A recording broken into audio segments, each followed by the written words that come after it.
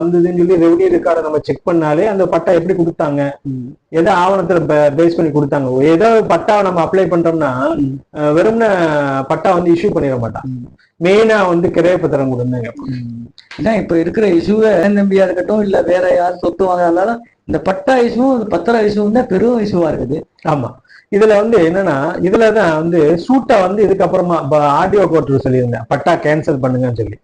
இப்ப 2 வட்டமே இதுல என்ன சில நேரங்கள்ல வரும்னா 2 வட்டமே பத்திரம் இருக்கும். எங்கிட்டையும் பத்திரம் இருக்கு, அவர்கிட்டையும் பத்திரம் இருக்குன்னு வரும்.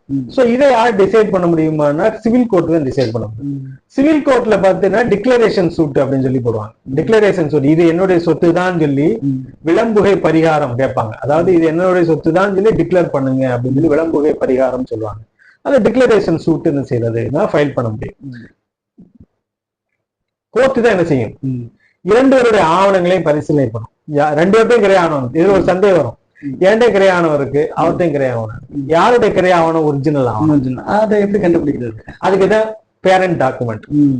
இதுதான் நான் முதல்ல உங்கள்ட்ட ஒண்ணு சொல்லியிருந்தேன். ஒரு சொத்தை வாங்கணும்னா எதெல்லாம் ஆராய்ச்சி பண்ணணும், எதையெல்லாம் செக் பண்ணணும். தேர்ட் பார்ட்டி வாங்குறாங்கன்னா ரைட்டு, அது ஒன்றும் பிரச்சனை இல்லை, அது மாதிரி செக் பண்ணி வாங்கிட்டு போறாங்க.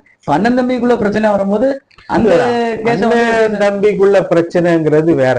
ஏன்னா அண்ணன் தம்பிக்குள்ள பிரச்சனைனா அண்ணன் தம்பிக்குள்ள சொத்து, அந்த சொத்து அவங்களுக்கு எப்படி வந்துச்சுன்னா அப்பா மூலியமா தான் வந்தது, இல்ல அவங்க தாத்தா மூலியமா வந்துடும், இல்ல அவங்க அம்மா மூலியமா வந்துடும். சோ அது ஜெனரேஷன் அடிப்படையில அவங்களுக்கு மூதாதையர்களுடைய சொத்து, அன்சிஸ்டர்ட் ப்ராப்பர்ட்டி. அது யாருக்கு உரிதானதுன்னா எல்லாருக்கும் காமன். அதான் பார்ட்டிஷன் சூட் அப்படிம்பாங்க.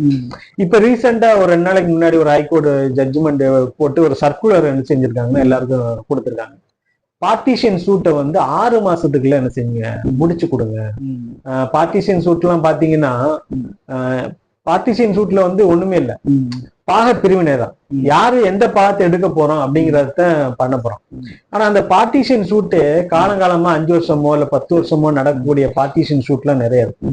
சோ அதெல்லாம் இப்ப என்ன ஆகுதுன்னா 6 மாசத்துக்குள்ள பார்ட்டிஷன் பண்ணி முடிங்க அப்படிங்கிற மாதிரிலாம் இப்போ வந்து 10 நாளைக்கு முன்னாடி ஒரு சர்க்குலர் என்ன செஞ்சிருக்காங்கன்னா ஹைகோர்ட்ல வந்து இஷ்யூ பண்ணிருக்காங்க.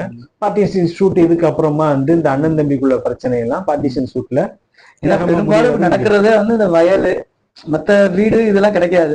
வயலை புறம்போக்குல இடத்தையோ இல்ல வயலையோ இந்த மாதிரி ஒரு இடத்த வளைக்கும் போதுதான் இந்த பிரச்சனை வர்றது. ஆமா, இந்த மாதிரி ஃபார் எக்ஸாம்பிள் நீங்க கேட்டது கரெக்டான விஷயம். இப்ப வயலையெல்லாம் இப்ப நான் பயிரிட்டு இருப்பேன், என்னுடைய சொத்தா இருக்கும். ஆனா வந்து என்னுடைய வயல்ல வந்து இன்னொருத்தர் வந்து ஆக்கிரமிப்பு பண்ண வருவாரு, அந்த அறுவடையை தடுக்க வருவாரு. இந்த மாதிரி இடங்கள்ல எல்லாம் என்ன செய்யலாம்னா இன்ஜெக்ஷன் சூட் அப்படிம்பா. இன்ஜெக்ஷன் சூட் அப்படின்னம்னா ரொம்ப இலகுவானது. இப்ப நான் முதல் சொன்னது டிக்ளரேஷன்